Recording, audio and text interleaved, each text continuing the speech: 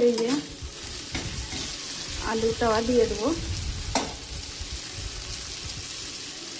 কত সুন্দর ভাজা হয়ে গেছে। আলুটা দিয়ে দিচ্ছি।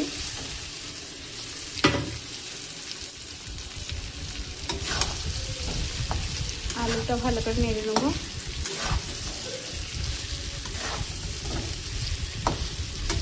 আবার একটু জল, পরিমাণে মতো জল দিয়ে দেবো। এইও আলুটা এবারে হয়ে গেছে। এবার শেষে আমি মাংসটা দিয়ে দিচ্ছি। এই যে এইও রান্না করা মাংসটা, মানে আমি আগেই রান্না করে রেখেছিলাম। এইও